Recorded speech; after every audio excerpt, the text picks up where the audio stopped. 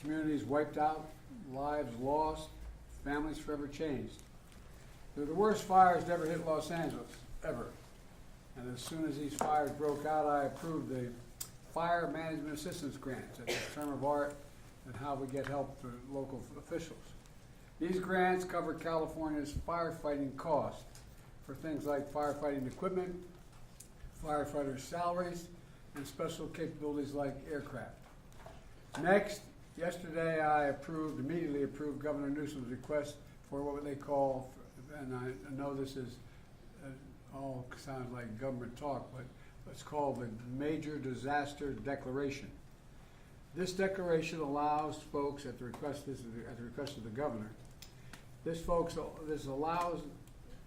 declaration allows folks who have been impacted to get immediate cash assistance to cover things like everything from groceries to baby formula to prescriptions, because as you've seen and you've reported, a lot of these places are burned to the ground. There's not a single thing left in their homes. And so if they contact disasterassistance.gov, anybody who's lost everything or anything of consequence, disasterassistance.gov or 1-800-2, I beg your pardon, 1-800-621-3362. That's what they, disasterassistance.gov, 1-800-621-3362 to get the kind of help they need for everything from the basics that they don't have access to right now. And this morning, due to the magnitude of the disaster, I was talking with the governor and he requested if I could increase the federal funding that was authorized under this legislation from 75% to 90%. We're increasing it to 100% of all the costs to be covered by the federal government for both the fire management assistance grants and the elements of what they call the disaster declaration. So today I'm announcing that the federal government will cover 100% of the cost for 180 days. This is going to pay for things like debris and hazard material removal, temporary shelters, first responders' salaries, and all necessary measures to protect life and property. And folks, I want to underscore, I told the governor and local officials, spare no expense to do what they need to do and contain these fires and in their communities that are really been devastating. And we're doing literally everything we can at a federal level. That's also why I call this group of folks around this table of all relevant federal departments and agencies together to discuss what more we can do. And some of the folks are on the screen as well. Before we begin things, here's an update on where things stand right now.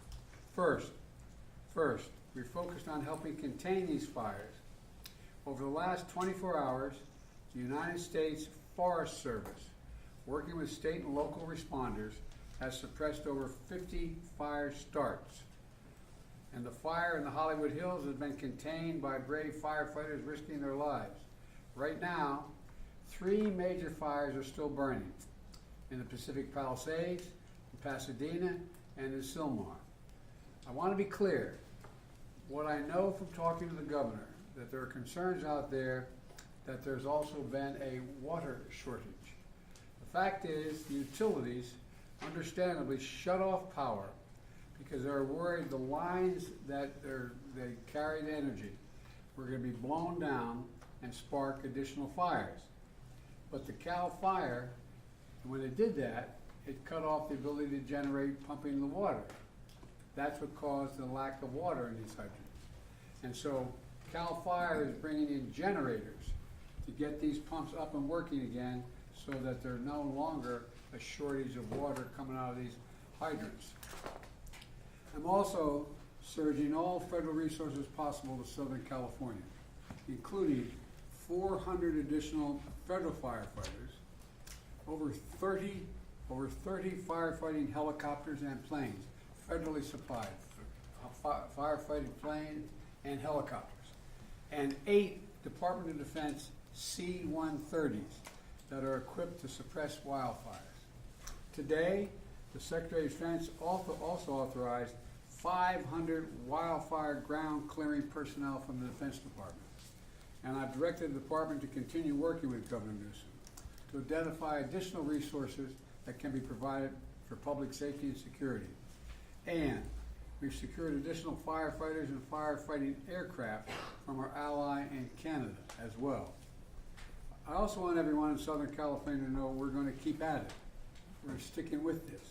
We expect there may be a temporary break in the winds, but in some areas the winds are likely to continue well into next week. And so we're going to continue to sending everything, literally, every resource we can find that's appropriate to help the governor and the first responders. Second, we're focused on helping people who have been displaced or in many cases lost everything. You reported on, you've seen the homes just burned to the ground, whole areas burned to the ground, large areas. They've been displaced and they've lost everything. As I said, since the fire started, FEMA has been working with the state to help residents get shelter, groceries, prescriptions, and other critical goods like baby formula. We're also sent FEMA Director Criswell to Los Angeles to manage our response on the ground. She was supposed to be on this call, but we have the deputy here because she is out in the field with the governor right now, surveying what's going on. Let me close with a message to the people of Southern California. We are with you. We're not going anywhere. To the firefighters and first responders, you are heroes. Many of these firefighters are out there risking their lives and some, well, I won't go beyond that, but risking their lives, and while their own homes are in danger, their families are in danger. To the firefighters and first responders, you really are, it's not hyperbole, you're heroes. You're genuinely heroes. And the worst, this is the most widespread, devastating fire in California's history. It's amazing. And there's nobody understands it better than the press than covering this on a minute-to-minute basis. And you literally have to run into the flames, these firefighters. You know, that old expression, God made man, then he made a few firefighters. Who runs into flames? You know, in doing so, you're leaving your own families and who may be in harm's way as well. So we owe you. And we're going to make sure that you get every resource you need, every possible resource you need. You know, to the families who have been impacted by this disaster, you're living through a nightmare, I know. And I promise you, we're going to help you get through this and eventually recover and rebuild. I'm going to turn it over now to the Vice President before we go on to the folks in the various cabinet positions as well as agencies that control these issues. Madam Vice President, I know you're directly affected, so you fire away. No pun intended. Indeed. Thank you, Mr. President, and also for the work that everyone around this table has been doing with the appropriate sense of urgency, because this is an urgent matter. What we have seen in California, and in particular in Southern California, is apocalyptic in terms of the nature of it and the unprecedented nature of it as well. And what we are seeing is a situation that is extremely dynamic. It is very much in play, and to some degree unpredictable, because we are literally waiting to see which way the wind blows. And I cannot praise enough the local leaders, most of whom I have talked with, and in particular our firefighters, who, as the President has said, they are working around the clock. They are working 12-hour, even longer shifts, and they are doing it with a sense of optimism, but also with an understanding of how serious this moment is and how important their work is to real lives and real people. Thousands of families have been displaced. Many of those families with young children with nowhere to go. And what we know is that this is a matter of current urgency, but this is also something that is going to have an impact for months and years to come. And on that point, I will also make note of the fact that sadly many insurance companies have canceled insurance for a lot of the families who have been affected and will be affected, which is only going to delay or place an added burden on their ability to recover. And I think that is an important point that must be raised, and hopefully there can be some way to address that issue because these families, so many of them, otherwise will not have the resources to recover in any meaningful way. And many of them have lost everything. In the midst, however, of all of the trauma that has occurred, we have seen extraordinary acts of heroism. I am hearing countless stories of strangers helping strangers. People who are opening their homes where they are intact and have not had to evacuate, opening their homes to neighbors, to friends of neighbors, feeding them and providing shelter for them. And I do think that it speaks to the best of who we are as a country, which is in times of crisis, we find the heroes among us who we may not have known before, but act out of a sense of courage, but also a sense of community. And I applaud all those who are approaching this crisis with that spirit. And the bottom line is this: there are incredible heroes every day who are working right now in California on the front lines of this fire, and in particular I want to thank the firefighters for all they are doing. They are, as the President said, putting themselves in harm's way, and they are doing the work that is about helping people who are perfect strangers to them and doing it in some of the highest moments of need that anyone could face. And with that, I'm going to turn it over to Liz Sherwood-Randall. Turn it back to me. Okay, back to the President. Look, I've had a chance to speak with a lot of elected officials, including the senators, some of the congresspersons in the region, as well as the vice president as well. And I want to be clear that one of the reasons I've asked this larger group to get together is because they control the very agencies that are needed from the federal level to get things done. And you know, we're in a situation where the U.S. Forest Service Chief, Randy Moore, is here. And he's going to provide an update in the fire situation in Los Angeles and discuss how the U.S. Fire Service, the U.S. Forest Service, is assisting Los Angeles and the state of California with fighting the wildfire, including the action his team has taken to suppress new fire starts. So, Chief, why don't you fire away? Thank you, Mr. President, Madam Vice President. It's great to see you. I, too, consider California my home. Yes. And so it's great to be here to talk about this dramatic situation that we have. So the Forest Service and the Department of Interior are actively engaged in supporting the response to the wildfires in Southern California. And there are 4 major fires that we currently have going on. The Forest Service is in unified command with the LA County as well as other local city agencies. We are looking at the Eaton, the Hearst, and the Lydia. And if you look at that area there, that's the northernmost part of that area where the fires have taken place. The Palisades fire, which CAL FIRE is in control of. And then we have a new start, which is this Sundown fire that just started last night. And it also has potential to expand quite significantly just based on the location it's at, but also the winds that are expected to continue. Right now, when I look at the mutual aid system in California, I want you to know that it's second to none in terms of how that system works and how it really moves to activate the federal firefighting community and how it is activated and engaged. You know, every year we prepare for these Santa Ana winds. It's just that what is happening now is happening sooner. It's happening at a time now where we normally are at our lowest point in the fire year.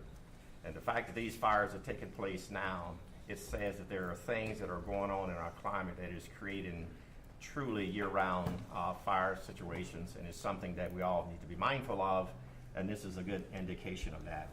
To give you an example, if a fire starts from any ignition source during these Santa Ana winds, it has the potential for explosive growth and spread. And when that happens under these wind-driven conditions, it's very difficult to control. Now, in addition to this, when these winds are high, the aviation resources cannot fly. So it limits a lot of the potential area of support. As of this morning, there were over 4,000 firefighters that were assigned to these large fires. 600 or so were currently federal work, which means Forest Service and Department of Interior. And it doesn't include many who are assigned to their home units to provide initial attack. To give you an idea of the unsung heroes in these fire type conditions, in the last 24 hours, we've had 50 starts, and the initial attack success has been wonderful. So we've stopped a potential for 50 additional fires to be added to these 4 significant fires that we currently have. And that's what I mean by having initial attack crews stay put or pre-positioned across the state based on intelligence that we're gathering. And so I wanted to mention that because we talk about the active fire suppression, but there's so much that takes place behind the scenes that limits the amount of fires that our firefighters are having to respond to. The President did an excellent job of mentioning all of the resources that's available and that are assigned to the fire. I won't go over those, but we have a number of equipment that's out there that when the winds allow us, we'll be in the air fighting those fires. We also have a number of private contract crews that we're working with. We're working wonderfully with the state, county, and other federal firefighters, also the tribal firefighters as well in the communities. And we're looking at these maps, which we call the Modular Area Firefighting System Air Tanker. There's 8 of them. And there were, like I said, this time of the year, we're not ready for that. But within the next 24 to 48 hours, we'll have all 8 that's available for assistance. These aircrafts require lead planes to lead them into these fires. And so we're having to go through that whole process and ramp up really quick to get the inspections in, the check rides, so that these are qualified and are able to go.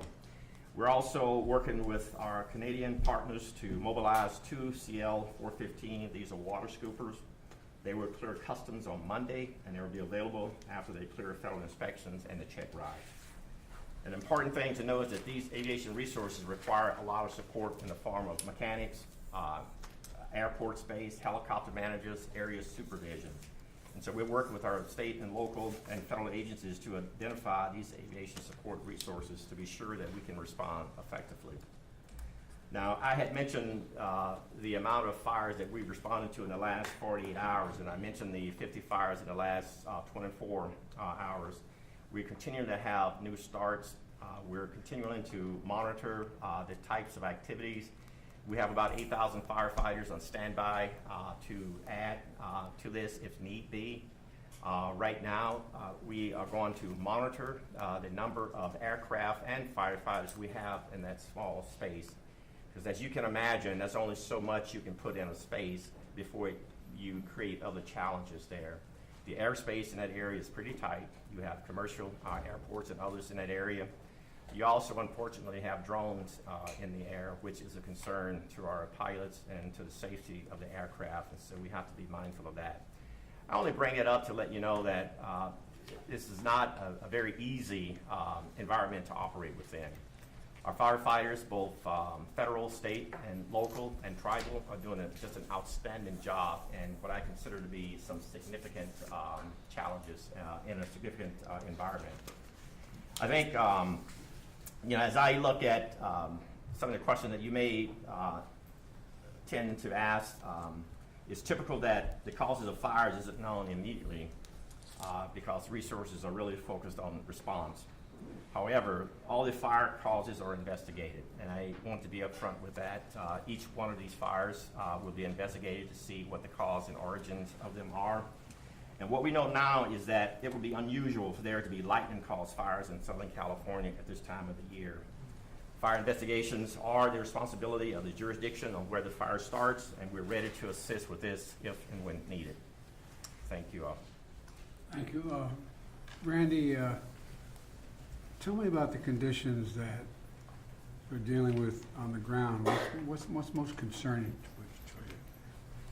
Most concerning right now is the wind, because the wind is limiting our ability to put aircraft in the air.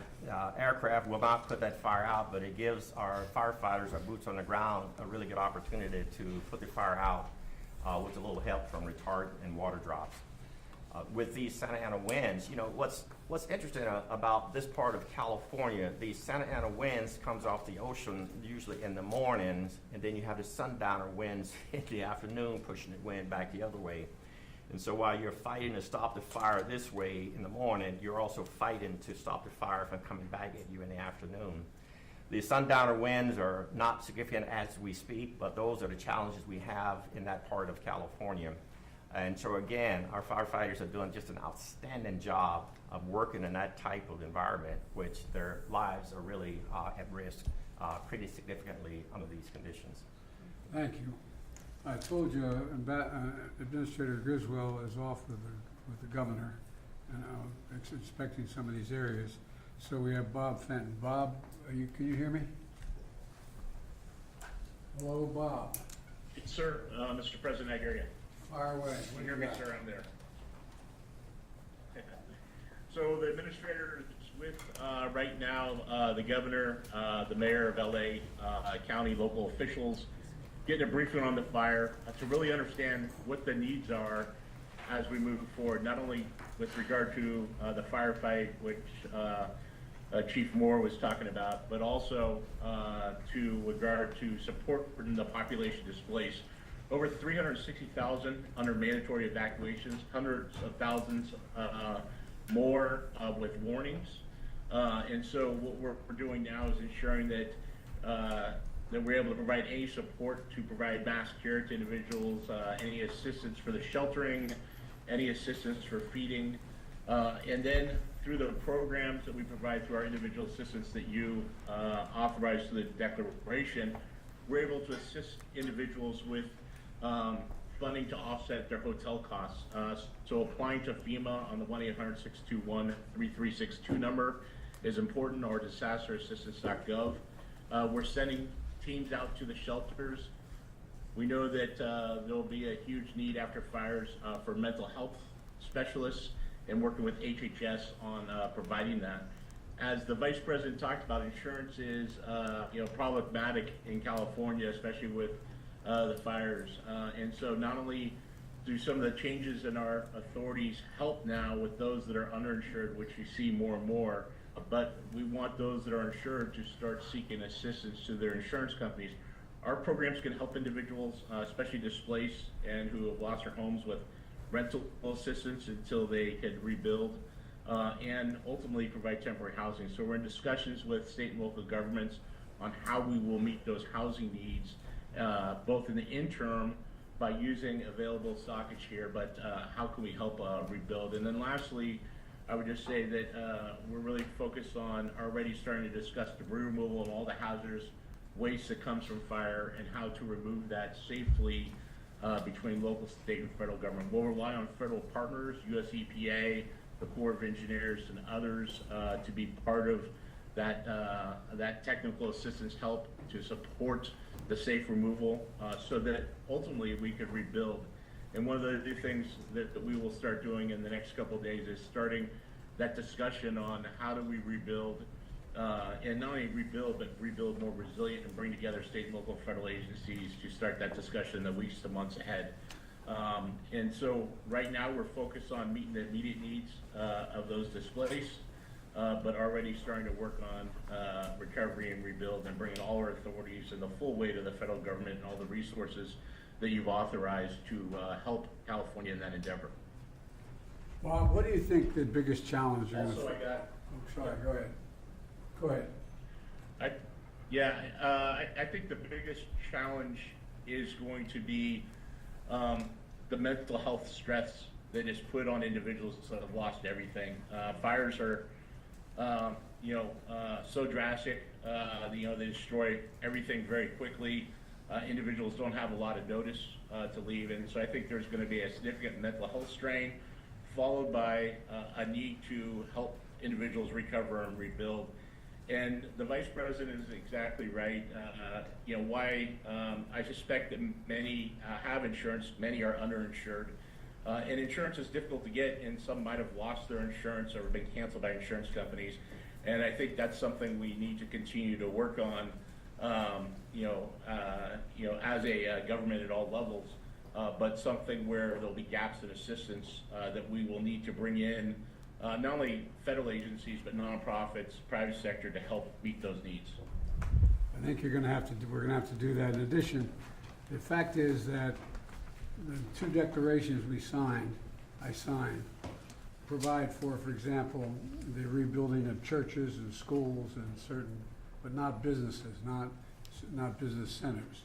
And so that's going to be a gigantic cost as well.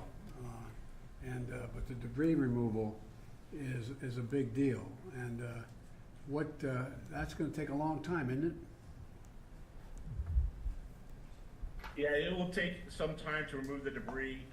In California, unfortunately, we've had a lot of experience with fighting fires and removing debris. And so it will take months to a year. This is a very widespread with significant damage to infrastructure.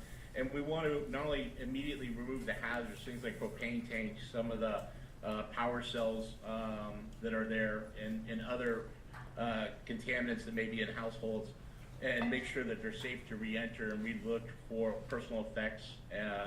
But then the second part is removing that ash, and what we've done before is help people with the removal so that we could get down on the grade and then immediately start rebuilding. All right, I appreciate what you're doing, and those, like you said, 360,000 people have been evacuated so far. Sure, appreciate.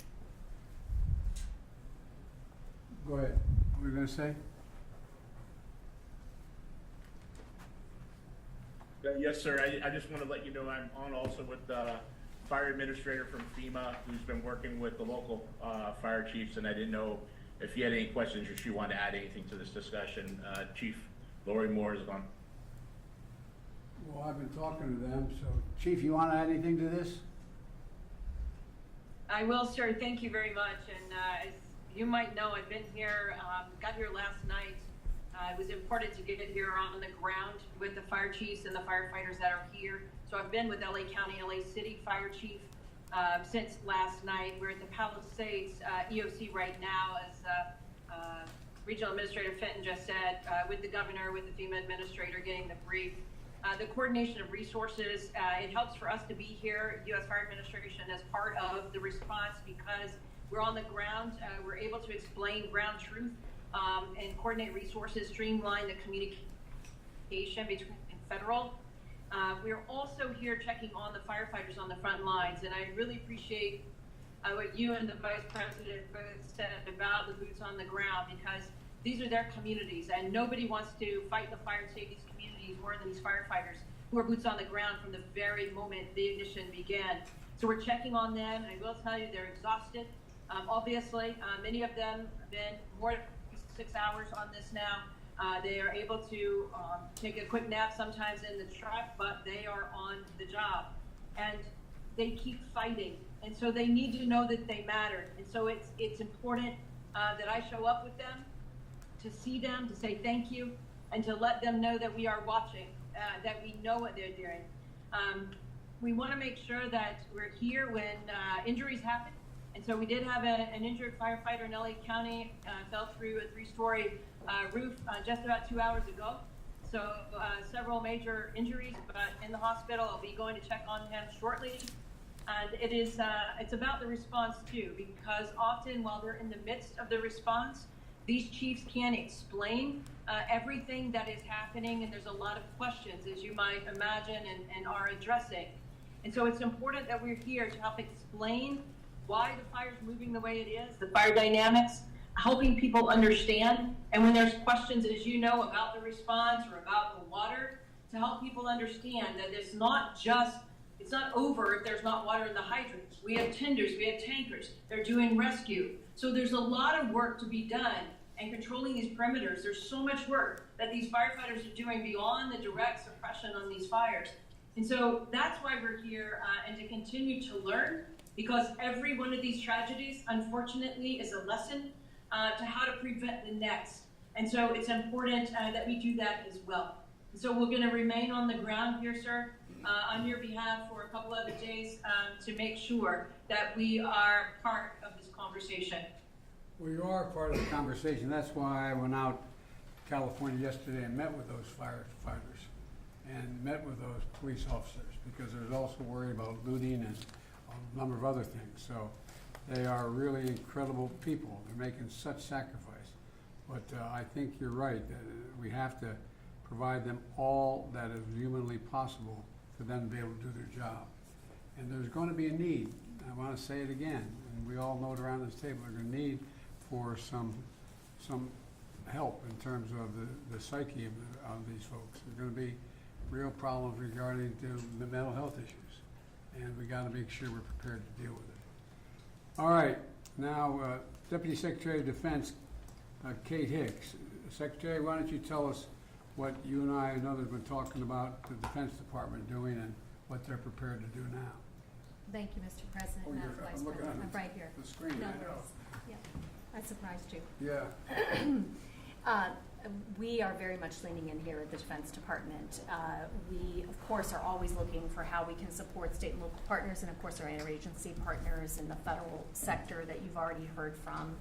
And that includes every tool that we believe we can leverage that causes us to always lean forward to make sure our partners understand what we could bring and be responsive to requests that they're coming forward with. And we have been in receipt of some requests. I will turn, with your permission in a moment, to Chairman Brown, and then we also have on the screen with us the NORTHCOM Commander, General Guillot, who is our focal point for responses here in the United States homeland.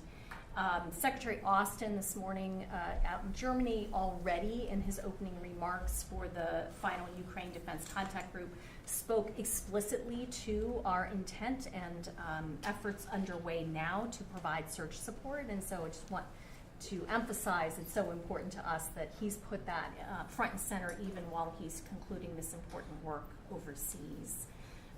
You had mentioned some of the efforts we already have underway. We are ready, as I said, to engage with our partners on further efforts. With your permission, I'll turn to Chairman Brown. Please. Chairman. Mr. President, Madam Vice President, as you highlighted, we do have 500 personnel already identified to be able to support. Not so much in firefighting, because it takes some 10 days of training that would be required, and we don't want to pull firefighters away from that, but they can also support with rock clearance capabilities, commodity distribution. We talked about the airlift with their helicopters. There's 10 U.S. Navy helicopters as well as 10 Guard helicopters. The winds have been challenging to get them airborne. They can also help with the ground search and rescue, incident response, awareness, and the medical support. Those Marines will be in place in the next 24 to 48 hours. The California National Guard also has, by tomorrow, they'll have about 1,000 service members that will be available to be able to support as well. About 250 of those actually have some firefighting capability, and they can be trained in the next 24 to 48 hours to also support firefighting. As was mentioned, the C-130s with the modular aerial firefighting system, 2 of those are already Explain what that means to the average listener. Yeah, so what it is, it's a C-130 that's modified. It has a system that's put in a modular system that's put into the back of the C-130, and so it's able to push out either water or the slurry retardant associated with. And as was highlighted, they are usually prepared to do this during the firefighting season. This is several months prior to when they would typically do this. And so there's 2 C-130s that are already at Channel Island. They're in just northwest of Los Angeles. The other 6 will be there within the next 24 hours or so. The first flight will start tomorrow, and then they will continue to be prepared to be able to support. We're also looking at surrounding bases that may have ability to bed down any displaced personnel or families. We've got about 1,000 beds that have been identified at either Edwards, March, or Fort Irwin there in California. In addition, we're using March Reserve Base as a incident response area and getting that set up. Mr. President, last thing I would say is what I've, and before I turn to General Guillot, what we really try to do is identify things that we know we could lean forward on before there's even an ask. We want to make sure we cut down the timeline to get provided capability. We also want to make sure, and I know that General Guillot is communicating that with Ms. Griswold from FEMA, so that we want to make sure we, as I say, provide an a la carte menu of all the things we have available. So even if they don't have time to think about it, we're already looking ahead. Last thing I would say is when I met this afternoon with my staff, the thing we also talked about is there's an immediate response, but there's also, as was highlighted, the longer term response of things that we'd have to be able to look at in recovery. And so we're already thinking ahead of what options DOD may be able to provide to support. Depending on your questions, and now I can turn You it to guys have been immediately responsive, thank you. I mean, you're right on top of things, but let's turn to General.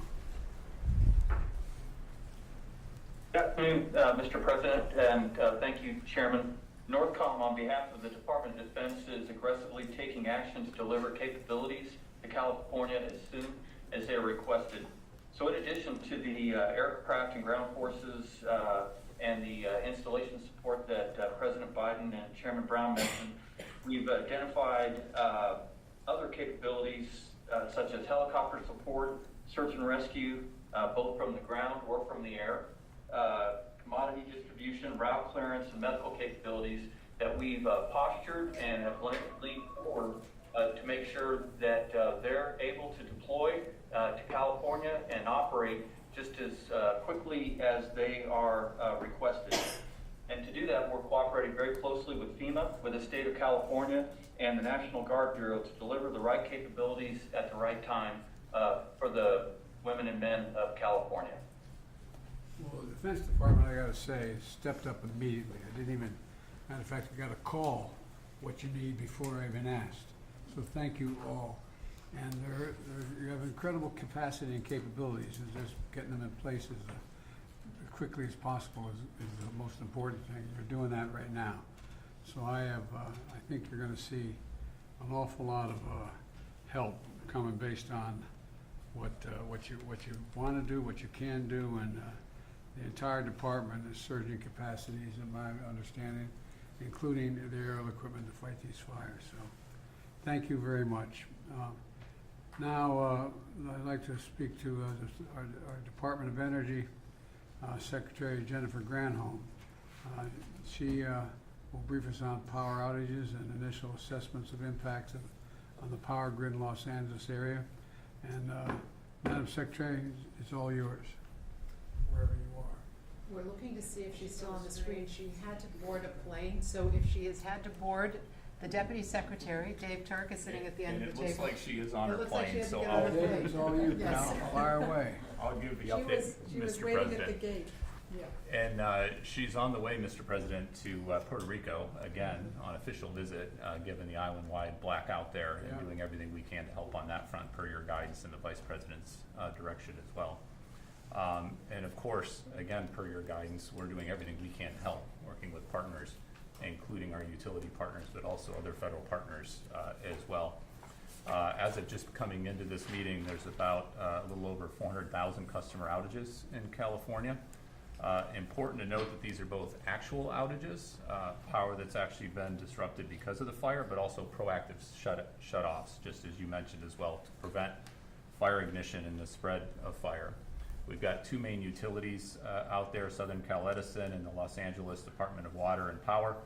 And we're in close and continuing contact, including with their CEOs, Pedro and Janice as well, including calls with them just a few hours ago, just to make sure we're doing everything we can to help.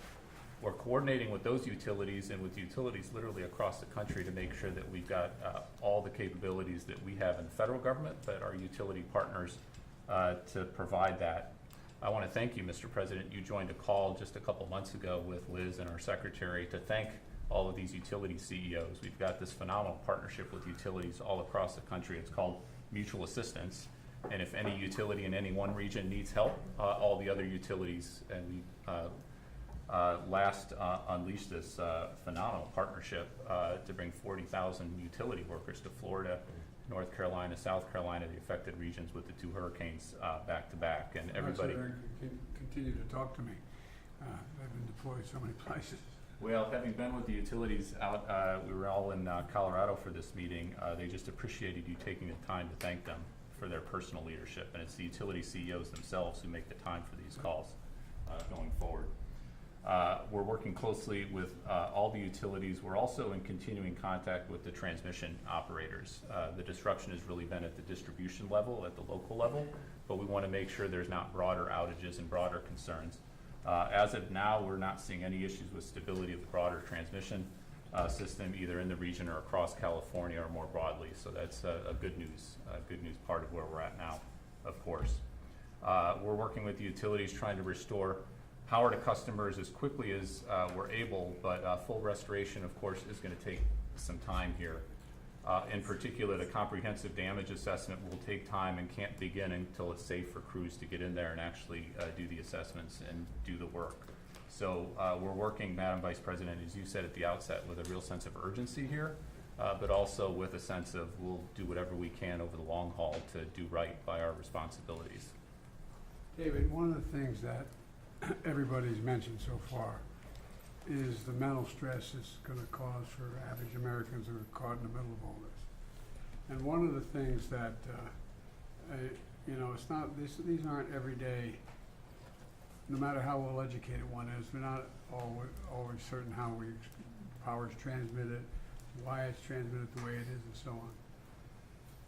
Could you explain to the folks here, the public is listening, what the impact on some of the utilities have had on the ability to generate the pumping of water?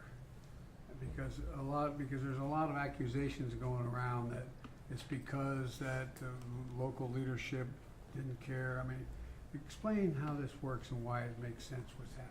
So this is an issue, actually, Secretary Granholm was on the phone with the CEO of Southern Cal Edison to talk exactly about this and make sure we were doing everything we can on that front. And it's both the power issue, and you mentioned generators and other ways that we can try to help solve the problem there, but it's also the pressure and making sure that we're thinking of these things holistically. And certainly my experience over the last 4 years under your leadership is it's not one department, it's not one slice of your federal government that is responsible. Energy and water issues overlap in a lot of different ways. So we work with our EPA colleagues and others to make sure that we're bringing all of our expertise and explaining it to our fellow Americans. It's important that we give transparent information and information they can rely upon. Well, I think it's just people don't know how it functions. And for example, since I've been president, I've been in an aircraft flying over more territory where there have been wildfires, from Arizona all the way up to Idaho and beyond, and that make up an area larger than the entire state of Maryland, that burned to the ground. And one of the problems has been that people don't understand that when these high winds occur, what happens is, or when these storms occur, these utility poles, these whole, those big lines, you see where all the lines are on, they fall to the ground in the middle of the forest. It's not just about raking the leaves under the trees, it's about the fires that causes. And so utilities have to shut down the ability to continue to transmit on those lines. And the consequence of that, I don't think most people think, no matter how well educated they are, unless they're in the area, that there's a direct correlation between the utility company and the ability to pump water out of a hydrant. And so it allows for a lot of uninformed people to make assertions or concerns or accusations about the local officials not caring or not working. So as I understand it, the vast majority of the circumstances where the water resource has been diminished is because of the utility company not being able to maintain the electric transmission because they're getting knocked down or shutting down so they don't cause more fires. Fires, exactly. But now what is happening is, are we getting cooperation with utility companies to bring in generators and others to bring in generators to generate the energy to allow that fire hydrant to function? Explain that a little bit. So this is the pragmatic can-do attitude, and folks who've been literally doing this are civil servants and others for their careers, and making sure that we're solutions-oriented. We sometimes call our department the solutions department, as Liz knows from having been Deputy Secretary of the Department of Energy. And so whatever gets the power on to allow the water, whatever gets the job done, a lot of times it's working with our defense colleagues who have terrific assets that can be brought in quite quickly. The other point I'd like to make, Mr. President, to thank you and the Vice President's leadership and our folks in Congress, your bipartisan infrastructure legislation actually provided $10 billion. It's a GRIP program for grid resiliency to improve the resilience of our grids so that when the grids do go down, they come back on quicker. That's $10 billion that we've already gotten out the door and is being invested in communities all across the country. We need more of that. We need continued focus on infrastructure, but infrastructure matters. It matters a great deal because, for example, one of the things that I knew, but I didn't know that I didn't put a number on it. It'd be a lot easier if these electric lines are running underground in contained vessels. So in the middle of forest, so there's nothing that, I mean, but it costs what, 6 times more? It can cost 6 times more, and we're doing a lot more undergrounding thanks to your leadership on the infrastructure funding. It's not cost effective everywhere, and Some places it's necessary. some places it's absolutely necessary, and we need to have the funding and support to do that as quickly as we can. Well, I think we're moving in the right direction. I know it, look, this is really, really, really difficult for families to have to deal with it. I mean, you know, I have a family member who lives out there, and the area where he lives, I'm not getting into detail, but where he lives, I think there are something like 240 or 260 homes that burned to the ground, all but 14 or 15 of them. And everybody has to evacuate. And people are going, when do I get back? Will I ever find that picture album? Will I ever find the jewelry that my grandmom gave me? Will I ever, I mean, there's so much anxiety that's generated. And I think that we've been through this once before in Hawaii where the fires occurred, and we're trying to build back up the community so they could open up and things be running. But it's really, really, really hard. So I'm going to make an appeal right now to the United States Congress. They're going to have to step up when we ask for more help to get these people the kind of shelter they need, to get the kind of help they need, because it really does matter. And you guys do, I'm not being solicitous, you all do a hell of a job. And we've learned, unfortunately, so much. And there is, in case you haven't noticed, there is a global warming. It does, it's change weather patterns. And as you explained, Randy, winds going in and winds coming out. You get the one going in, but you don't want the one coming back out. And so my point is that I think the more we can explain to the American people in plain, straightforward, honest English, or whatever language of us understand, what exactly is happening, the more likely we're likely to get the kind of support and not make a political deal out of this. I'm leaving this office very shortly, but it's not about the politics. It's about giving people some sense of security that we're going to be able to get this under control, but it's going to take time. And it's going to take time. And like I said, in the next little bit, we're going to be going back to Congress asking for some more help on some of this stuff. And I hope they're ready to step up because we can afford it. And like I said, we have a little infrastructure bill that's over $1 trillion. It's going to be able to help a little bit. We have done a lot in terms of what we're going to do in terms of providing for this rebuilding of communities. And so I think the most important thing we have to do, those of us sitting around this table and on the screen, is explain in simple, straightforward language what the capacity we have is, how we're using that capacity, and what capacity we don't have that we need. And in order to keep things from just all these, in crisis, rumors and fear spread very quickly. And the most important thing is to let's just bring this down in an area, be honest with people, what's at stake, but be straightforward with them. What can be done and how we're going to get it done.